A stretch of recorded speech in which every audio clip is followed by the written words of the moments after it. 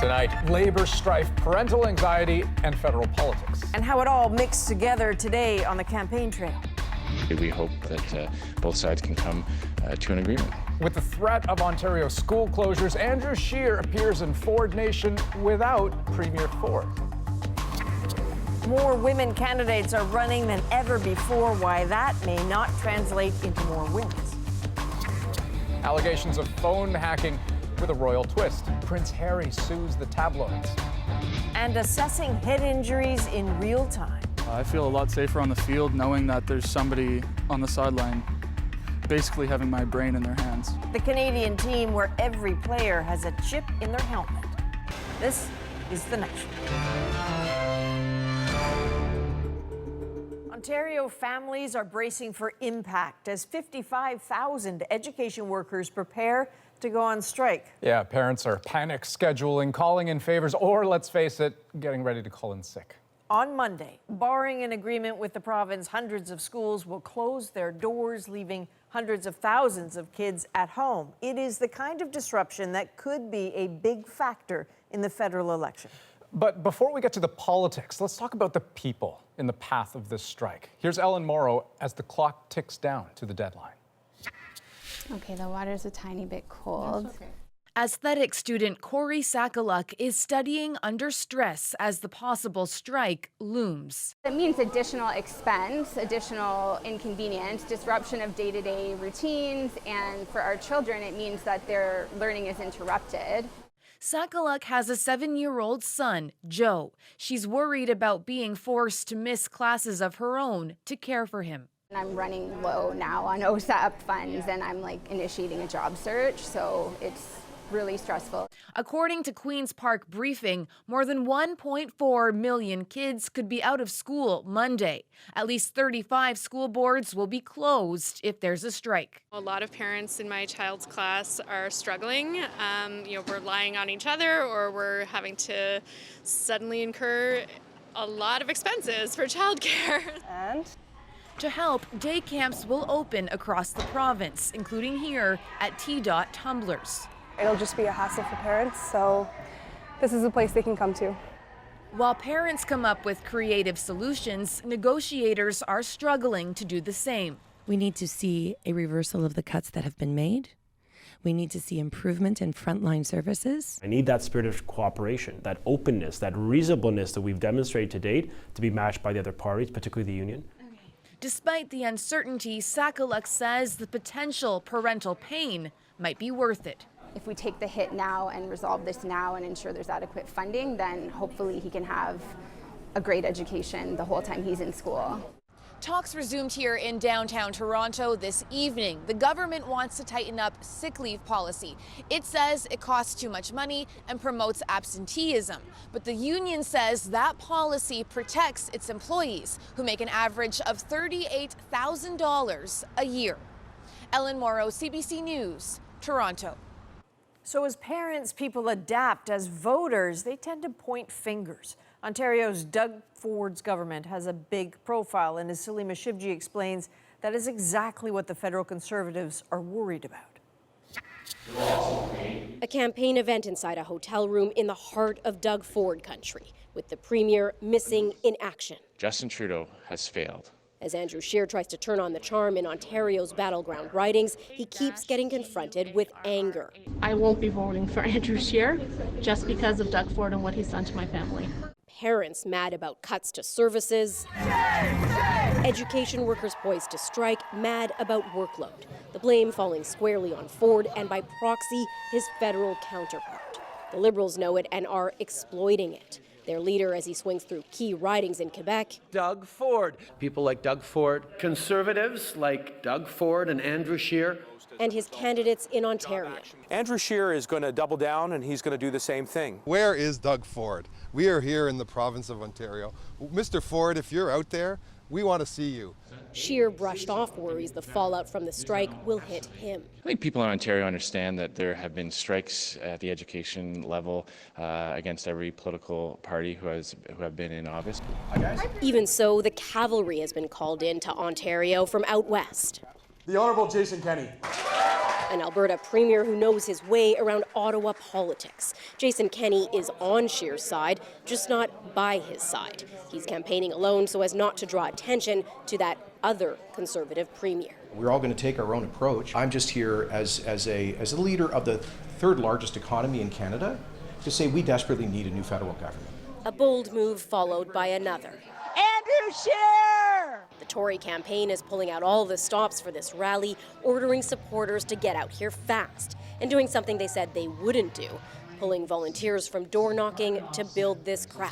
It's an attempted show of force for the cameras in all-important Ontario, where the national campaign is facing provincial pressure. Salima Shivji, CBC News, Toronto. Even as Jason Kenney helps out his federal cousins, the RCMP continues to probe the 2017 leadership race of his United Conservative Party. CBC News has also been investigating, and tonight Carolyn Dunn has some new details about how some votes for Kenney were allegedly cast online. In October 2017, this popular salad restaurant was an empty storefront used as a satellite voting office to support Jason Kenney's campaign to lead the UCP. As a volunteer there, Tarek Chowdhury says he and others phoned party members to solicit their PIN numbers to cast an online vote for Kenney. If somebody, let's say I call and I got a PIN from somebody, I will go to those computer guys and give it to them PIN so they will vote. Chowdhury says those computer guys were covering their tracks electronically, using software to disguise the IP number on their devices. And they said, don't worry, we have a program which can, every time we put the PIN in, it will be different IPL number shows. Chowdhury claims the operation was run by Tim Uppal, now a federal Conservative candidate, as well as UCP board member Cal Tor. He didn't respond to our request for comment, and Uppal denies doing anything but dropping by the voting office. Conservative leader Andrew Scheer is standing by his candidate. I look forward to working with Tim Uppal as part of the Conservative team. But Uppal's Liberal rival says community members have been exploited. They should be allowed to vote willingly instead of other people voting on their behalf. The UCP insists the Kenney team ran a clean campaign instructing volunteers and organizers they shouldn't take possession of people's pins. Today, Jason Kenney stood by the voting process. I've always said that I'm confident that no one in our central campaign did anything wrong. Our core campaign team was absolutely focused on complying with some rigorous rules. Duff Conacher of Democracy Watch says political parties shouldn't be allowed to oversee their own elections. The parties regularly break the rules, either one faction or another, or the party overall. The RCMP continues its months-long investigation into identity fraud in the UCP leadership race. Carolyn Dunn, CBC News, Calgary. There might have been a time when scandal and controversy just punctuated politics. This federal election campaign, they seem to dominate. Evan Dyer chronicles the shame, the blame, and the indignation. What? The height of hypocrisy. The height of hypocrisy, ladies and gentlemen. Deception, blame shifting, pointing fingers at others for doing the same as you. The world has noticed that this election has a lot of it. It began with blackface. Trudeau's response? To give a lecture to his children. I'm going to have a conversation with them tomorrow morning before they go to school about taking responsibility for mistakes we make. That's what I expect of my kids. But not, it seems, of himself, since he only owned up after he was caught. Then the man who attacked Trudeau for his thin resume before politics was revealed to have an even thinner one. His claims to have been an insurance broker questioned after it turns out he never got his license. So you were never actually working as a broker then, it doesn't sound like. As I said, I received my accreditation under the Canadian Accredited Insurance Broker Program. And in this particular office, the licensed brokers finalized all the transactions. As the voters absorbed that detail, it emerged that Andrew Scheer was also a U.S. citizen. No one's ever asked me before about it. This from a man who once took aim at Michael Jean for holding a second passport and whose party has often tried to score points at the expense of dual citizens. I'm a Canadian and only a Canadian. The other parties aren't immune either. Yeah, I find that Bill 21 is really saddening. All the federal party leaders say they oppose Quebec's controversial restrictions on religious clothing, but the world has noticed they won't do anything about it. So have NDP supporters. That to me seems a little hypocritical. And today, from the party that bills itself as Canada's guardians of inclusion and tolerance, Liberal candidate Jamie Battiste in Nova Scotia managed to insult almost everyone in his Twitter feed, all while celebrating the fun of drunk driving. Just another day in an election where the universal slogan seems to be, "Do as I say, not as I do." Evan Dyer, CBC News, Ottawa. Now an update to a CBC Radio Canada exclusive investigation we brought you last month. After analyzing past election results of thousands of candidates, we found that women were more often placed in ridings they had no chance of winning. But that was then. So let's bring in senior data journalist Valerie Willette and talk about what's happening now. Well, Adrian, this week, Elections Canada finally published its list of confirmed candidates. So that means we can now crunch the numbers and see how women are positioned this election. Okay. What stands out in 2019? In the 5 major parties, more women are running than ever before. The gender gap is getting smaller. 42% of all candidates in this election are women. Party by party, the NDP and the Greens have the highest percentages. Close to half of their candidates are women. Compared to the last election, the Bloc Québécois and the Conservatives have made the biggest change. But for any party, this might not be permanent. It's possible that any party that comes close to parity this time around may not achieve it next time. Integrating women meaningfully into local party leadership, calling nomination contests early, doing a meaningful search, and leaving that nomination contest open for a long time. We don't have a lot of indicators to suggest that political parties in Canada are consistently doing any of those things. So how many of these women are likely to win? We looked at stronghold ridings, places where a party has a decent chance of winning, and found that 23% of the candidates running there are women. And that has not changed much in the past decade. It looks like parties are doing better at finding women to be candidates and then turning around and making just as many of them sacrificial lambs. And so we're not going to see much change, I don't think, in the number of women who are actually elected. Okay, but clearly we don't know how the story ends yet. You have a lot of numbers to crunch. And the story ends on Election Day. We have to see how many women from this historic wave will actually make it onto Parliament Hill. And we also have to watch out for women who may be running in ridings that are harder to win, who might beat the odds. So we'll be watching out for that. Okay, 2.5 weeks to go. Valerie Willette, thank you very much. Thank you.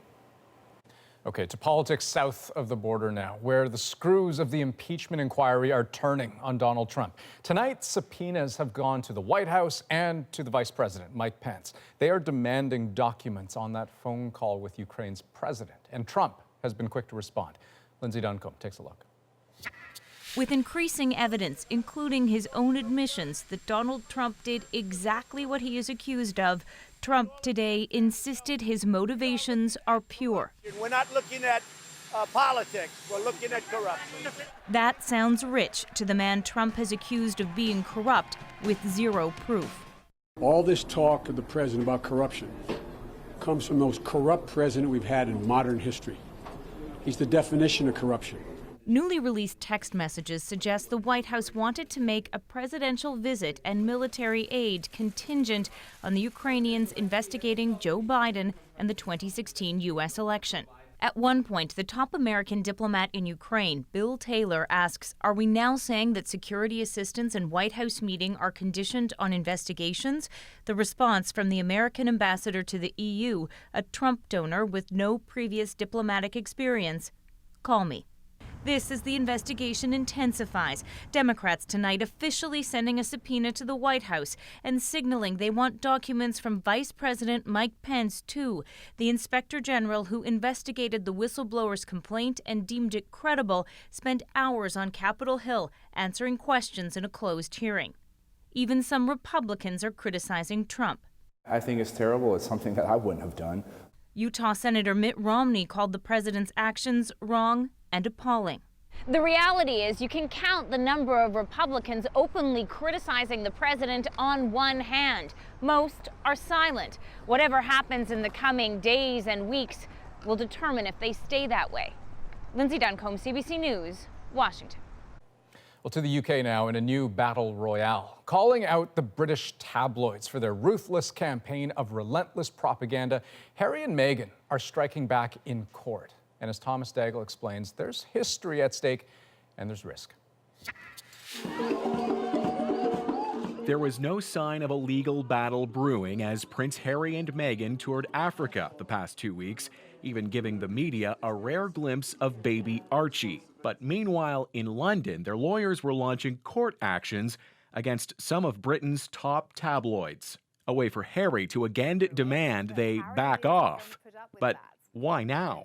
If it had happened ahead of the tour, people would have criticized them for detracting from the tour. He did not want to do this, and nobody would have wanted to do this while Meghan was on maternity leave with their newborn son. The Duke of Sussex is targeting the publishers of The Sun and The Daily Mirror, suing them for allegedly hacking into his voicemail when he was a teenager. The infamous News of the World collapsed in 2011 over its massive phone hacking scandal. Lawyer Mark Stevens represented victims then, but has this warning now. The Sussexes rely on the media just as much as the media relies on them. So this might hurt them in the end. The Sussex could win the individual legal battles, but overall, the PR war will be lost. Already this week, the couple said they were suing another tabloid, the Mail on Sunday, for publishing a private letter from Meghan to her father. "My deepest fear is history repeating itself," Harry wrote. "I lost my mother, and now I watch my wife falling victim to the same powerful forces." For Harry, it's clear this battle is personal, but what's unclear is whether it's effective. Thomas Daigle, CBC News, Toronto. The Hong Kong government just did something it hasn't done in 50 years. It put a ban on face masks imposed under its emergency powers law. The threat for hiding your identity, a year in jail and thousands of dollars in fines. For those who've been protesting for 4 months now, the response was to keep those masks on and push back. Hong Kong's chief executive, Carrie Lam, standing with her entire cabinet, decreed what she suggests will quell protests, if not the rage, in Hong Kong. We believe that the new law will create a deterrent effect against masked violent protesters and rioters, and will assist the police in its law enforcement. But setting a deadline of midnight was a bit like setting a fuse. Many Hong Kongers didn't see a deterrent in the ruling. They saw danger. They saw the sort of encroachment on their liberties that they've been demonstrating against, and then they saw strength in numbers. So they took to the streets fully masked anyway. We are not afraid of this unlawful act, and we will tell the government that we will not surrender because of their suppression, and also the authoritarian government because they are... For the first time, the entire subway system was closed down. Malls had shut earlier in anticipation of the rough night that did come.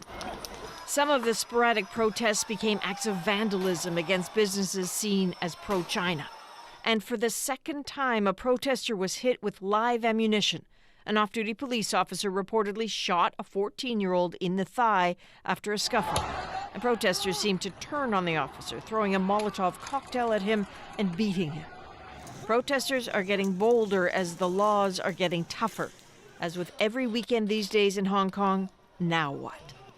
And so it's daytime Saturday in Hong Kong right now. The subway is still closed. Protesters are still vowing to rally again with their full face masks on.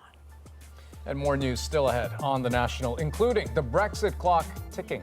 Margaret Evans explains what we know and maybe more importantly, what we don't know about exactly what happens after that Halloween deadline.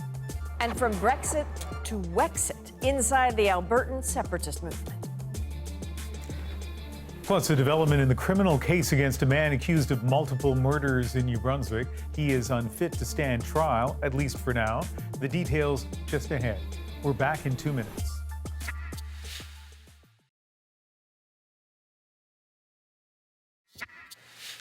The Brexit deadline is less than 4 weeks away, and the UK and European Union have yet to work out a withdrawal agreement. But try telling that to the British Prime Minister, who tweeted today, "New deal or no deal, but no delay."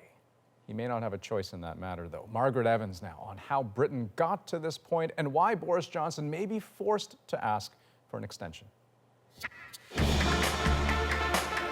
It's It's hard to believe, but with just 1 month to go until that Halloween deadline, Britain is still walking inexorably towards the unknown.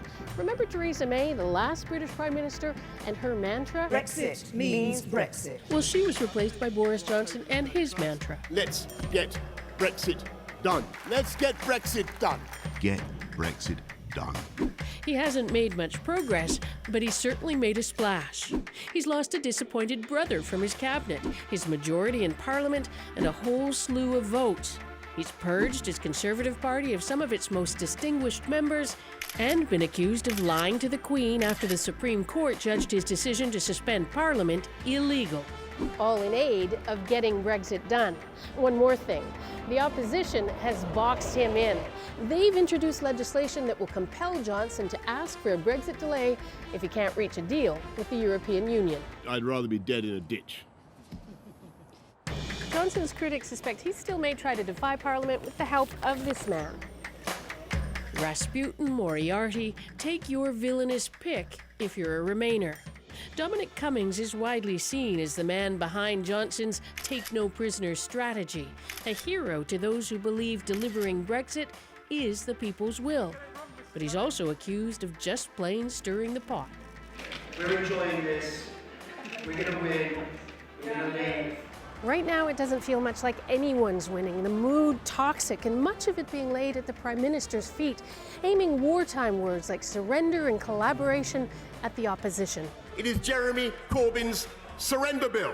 That's what it is. It means running up the white flag. The bill's shameful. Enter the Incredible Hulk. Johnson has compared Britain's efforts to break free from Brussels to the big green one, saying the Hulk always manages to escape his shackles. Maybe not the best negotiating tactic, but certainly one for the headlines as October 31st approaches. Trick or treat. Margaret Evans, CBC News, London. Okay, let's get to Ian now in our Vancouver National Newsroom. He's watching developing stories for us. And let's begin in New Brunswick, Andrew, where Fredericton shooter Matthew Raymond has been found unfit to stand trial on 4 charges of first-degree murder. Raymond is accused of killing 2 police officers and 2 civilians last summer outside a Fredericton apartment complex. A jury found the 49-year-old's mental illness prevents him from being able to defend himself, even with a lawyer. Mr. Raymond will be going off to treatment. There'll be a 60-day order. He's off to treatment, and hopefully he can be made fit prior to trial so that he can have a fair trial. And Raymond's mental fitness will be reassessed once his treatment is complete. With just over 2 weeks to go before the federal election, the Conservative Party has removed Heather Leung as its candidate for Burnaby North Seymour here in Metro Vancouver. The party says media reports brought to light what the Conservatives call offensive comments made by Leung, including that, quote, homosexuals recruit children. Her opponents say various opinions expressed by Leung are homophobic, transphobic, and hateful. In a statement tonight, the Conservative Party said there is no tolerance for those types of comments within the party. The deadline to register another candidate has passed. And some 5,000 workers set up picket lines across Saskatchewan today. Workers walked off the job after 7 provincial crown corporations failed to reach a new collective bargaining agreement with the province. The workers say they're being offered no wage increase for the next 2 years. The province says its offer includes a 5% increase within 5 years. Essential services such as 911 and dealing with power outages will be maintained. Well, with news today that Bernie Sanders has suffered a heart attack, we'll look at the impact on his campaign in about 20 minutes. And much more news ahead on the National, including the future of Canadian pipelines depends on who forms the next government. So tonight, we go in depth with some of those who say this is personal. What does a pipeline have to do with reconciliation? That means self-sustainability, creating our own wealth for our families down the road. We'll be right back.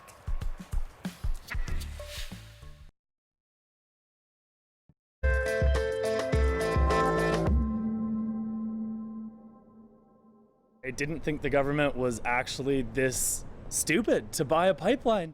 It was a surprise move back in 2018 when the Trudeau government vowed to spend billions on the Trans Mountain Pipeline and its proposed expansion.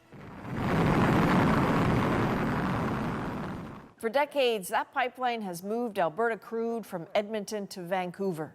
In 2015, pipeline owner Kinder Morgan sought to nearly triple the capacity so that oil sands bitumen could reach markets beyond the U.S. We haven't been getting full value for our oil. But the expansion was mired in objections from First Nations and others. Kinder Morgan was getting cold feet, so the government bought the project to save it. But since then, Justin Trudeau has raised the possibility of Indigenous groups buying a stake in Trans Mountain, even the entire project, and that prospect has divided First Nations. So we asked Nick Purdon to get some perspective from both sides. So this is the pipe here. So it goes Edmonton, Burnaby. Mike Labourde is chief of the Whispering Pines First Nation in British Columbia, and he shows me where the Trans Mountain pipeline is buried under his land. I want to own this thing. Labourde represents several First Nations, all located along the pipeline route, who are determined to buy it. This is literally a once-in-a-lifetime opportunity, and it'll change the First Nations along these valleys forever.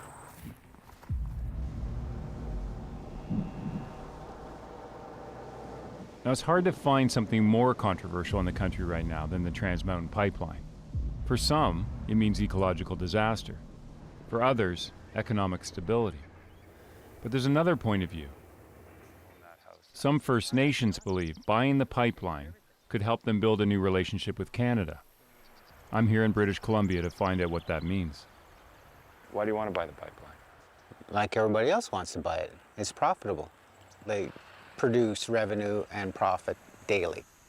And that profit, Labourde says, means more independence. We want to be able to provide for our people.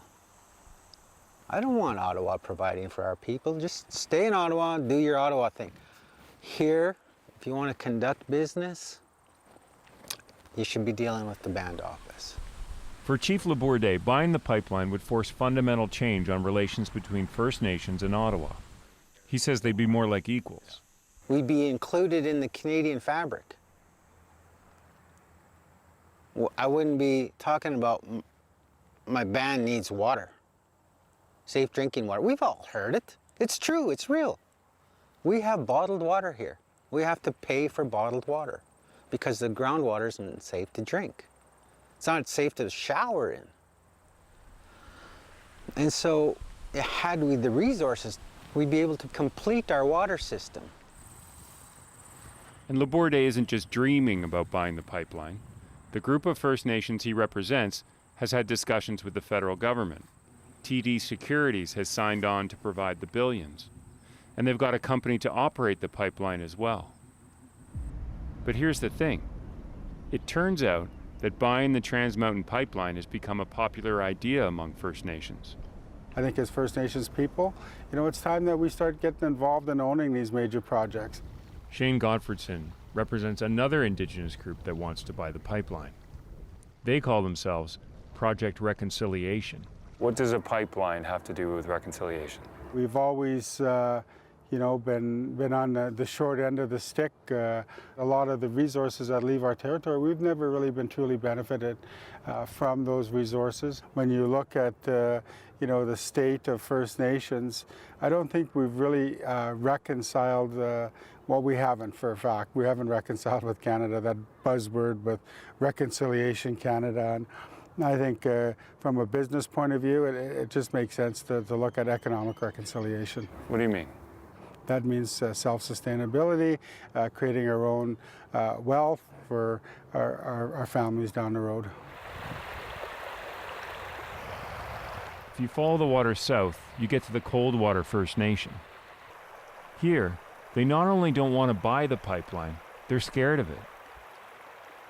The biggest concern is protecting our sole source of drinking water for the membership of the Coldwater Band. Forget reconciliation. Chief Lise Bahan is taking the government to court over the pipeline. He says that's the only way they'll listen to his concerns. I've invited the Prime Minister to come to Coldwater. The invitation still stands. And, I want him to come look and to see why Coldwater has concerns and issues with this pipeline. The invitation went unanswered. See, that's the existing pipeline, which goes right through the heart of our reserve, right through the middle, from one end to the other. And it's scary, and it's a huge pipe, but it's right beside our water, right on top of our water. Because it's In a country where many Indigenous communities don't have safe drinking water, on the Coldwater First Nation, people drink right out of the aquifer untreated. And the community wants to keep it that way. with the pipeline, when that spill happens, where are we going to get our next water from? How is Canada and Trans Mountain going to fix that problem for us? Why do you say when that spill happens? Well, you look at the age and infrastructure of the pipeline now. It's what, 50 going on 60 years old? You don't hear Canada or Trans Mountain saying, well, we'll fix that problem and we'll put brand new pipe in there. They'll never do that. It's too costly. That's why I say, when that spill happens, what's going to happen? Who's going to look after us? Chief Spahan knows there's Indigenous groups who want to buy the pipeline. He thinks the idea is short-sighted. How is money going to help you out when that water gets contaminated? You know, are those groups going to help us with that water? Back in Whispering Pines, Chief Labourde says he also worries about the risks the pipeline poses to the environment. But he thinks owning it is the best way to make sure it's safe. Right now, we don't get any environmental updates, environmental reports. We get most of our news from the news. We have our waterway right next to the pipe. So we want to be able to enjoy the equity, first of all, and then have the environmental oversight so that we can rest comfortably that it's being operated safely. That's why we want to buy the pipe. If you bought it, what would that day be? You'll hear me saying yippee all across Canada because it'll be a great day. It'll be demonstrating to First Nations that this stuff can occur in Canada. In the end, for some First Nations, the pipeline represents a step towards self-sufficiency and independence. But for others, it's a disaster waiting to happen. Isn't that pretty much how the rest of the country is divided? Nick Purdon, CBC News, Kamloops, British Columbia. Clearly, the Trans Mountain expansion is a big issue. You all have a big stake in it. So here's a reminder of where all the parties stand. As we mentioned, in 2018, the Liberal government bought the Trans Mountain pipeline for $4.5 billion. And if re-elected, the Liberals vow to go ahead with the project and say any of its revenue will go towards fighting climate change. That allows us to put the profits directly into the fight against climate change. The Conservatives support Trans Mountain. Andrew Scheer says he will also create a national energy corridor. It will move oil, gas, hydro, electricity, telecommunications, and accommodate other linear infrastructure. The NDP opposes the Trans Mountain pipeline. Jagmeet Singh says he would scrap the project entirely. Well, a project like Trans Mountain, I've been very clear, is a project that I don't think should go ahead. Singh also says the NDP would want provincial buy-in for all future pipeline projects.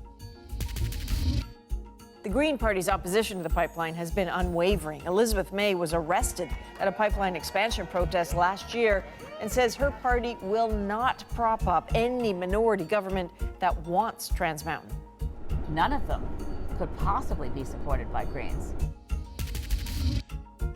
The Bloc Québécois wants Quebec to have veto power of any pipeline that might run through the province. And then there is the People's Party of Canada. It strongly supports pipeline projects. When Maxime Bernier was asked how many he thinks Canada could build, as much as the private sector wants. You know, it must not be the role of the federal government to build pipelines. so if elected, the PPC says it would find a private buyer for Trans Mountain. Okay, and stick around. Next on The National, considering Wexit. Meet Albertans feeling alienated by Canadian politics and seeking separation.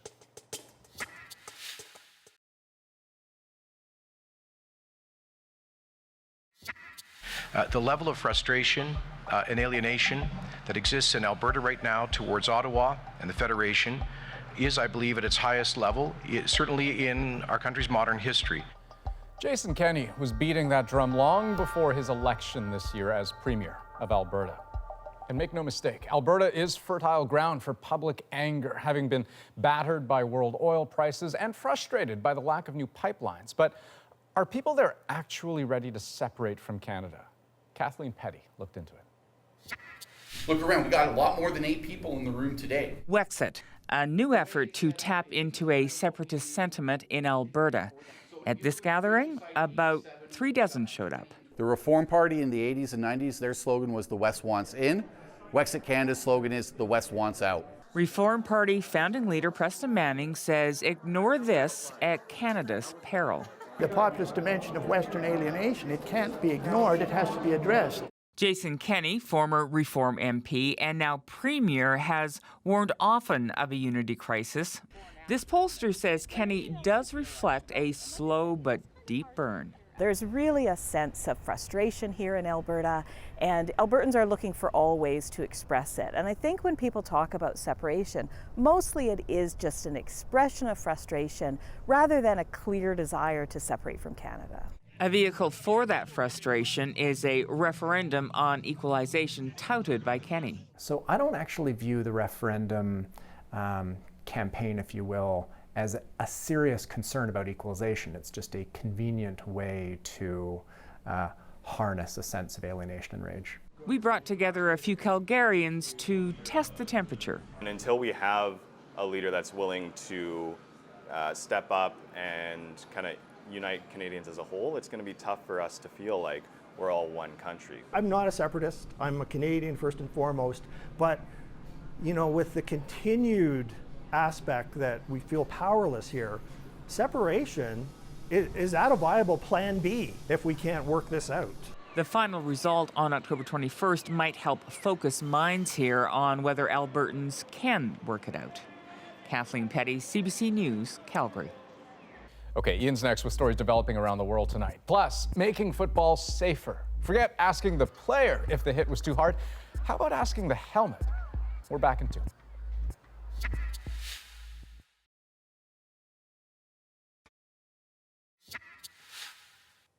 Welcome back. Confirmation tonight from Bernie Sanders' campaign that the U.S. Democratic candidate did suffer a heart attack earlier this week.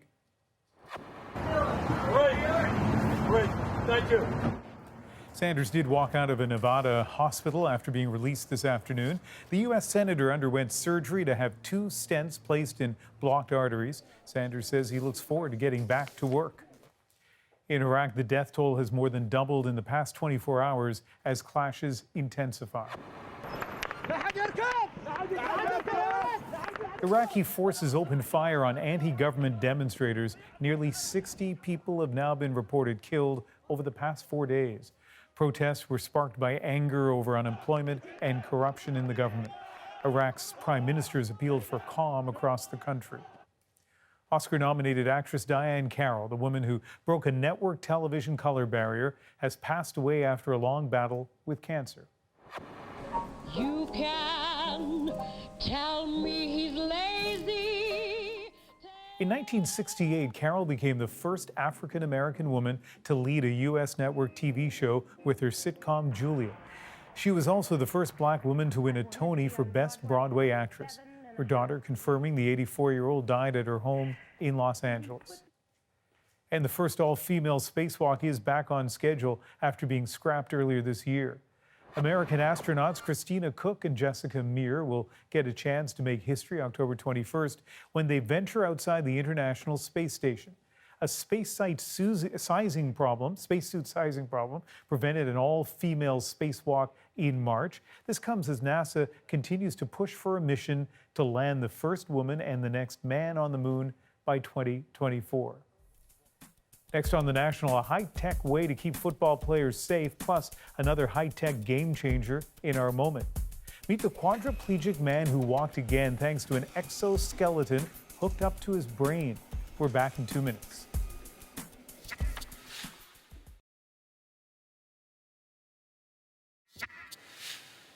Football season has kicked off at Dalhousie University, and each player is sporting new high-tech headgear, helmets that help coaches monitor in real time the hits those players take to the head.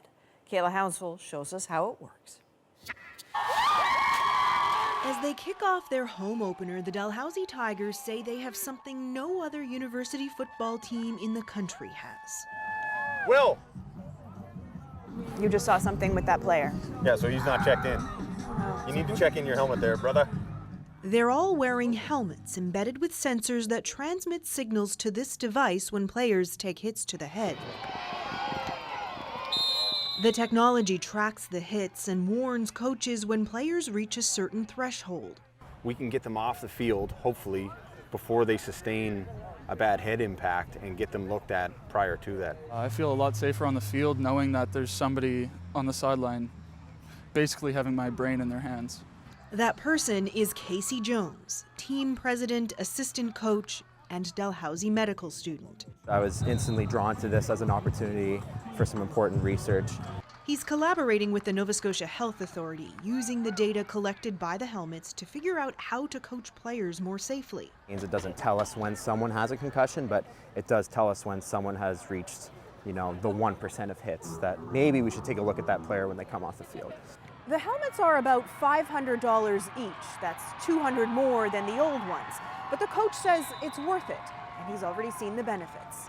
We had a player last game. There was a certain area of his helmet that he tended to block with or to lead with.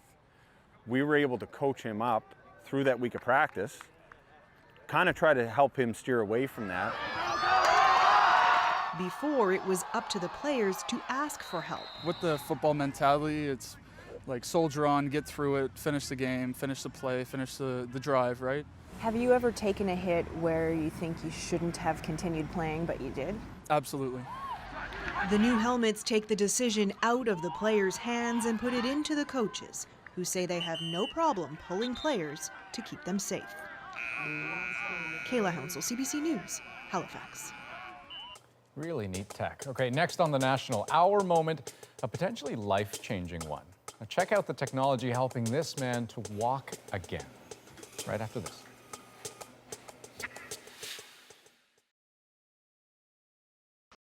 This federal election, CBC News helps you make your best decision with Vote Compass, Poll Tracker, and CBC News app.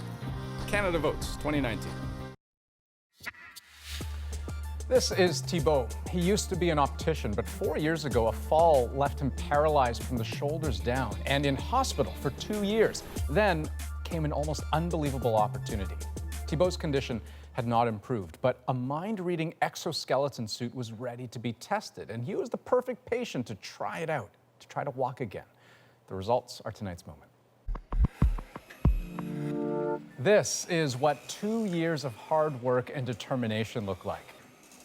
Thibault, who doesn't want his real name used, had 2 sensors implanted near the surface of his brain. Each one has dozens of electrodes that read brain activity. So when he thinks walk, the sensors pick that up and send it to a computer system. That computer system then relays the thought to the exoskeleton. The whole process takes less than 1/3 of a second. Now, Thibault learned how to control his arms the same way, but this is just what happens in the lab. We perform a proof of concept, like the man on the moon. Researchers say they have a long way to go to get the exoskeleton out into the real world. Just a step, maybe, but a giant leap for people like Thibault hoping to walk again. And it just blows my mind to see how far the technology has come. Even in the VR space, I mean, they're at a point now where you don't even need controllers anymore, where the cameras can see all of your digits and your joints and know how to map that in the VR space. And it just makes me think, this technology can read our thoughts clearly in such an effective way, our emotions, everything. It's amazing. So, Andrew, you're right. I mean, this is a moment to marvel at the technology, but also, and you were saying this a little earlier on, the scientists and doctors want us to not overstate what's happened here, for example. It took, I think you said, 2 years for Thibault to basically train the computers to understand his impulses and what he was trying to tell the exoskeleton, and even then, just tiny baby steps. So not for everybody, nowhere near, not yet. Oh, and they have a long way to go. They have very clear goals, though. It seems that their objective is to try to get it to a point where the brain can control a wheelchair, which is still really unfathomable. That is a national for Friday, October the 4th. Good night.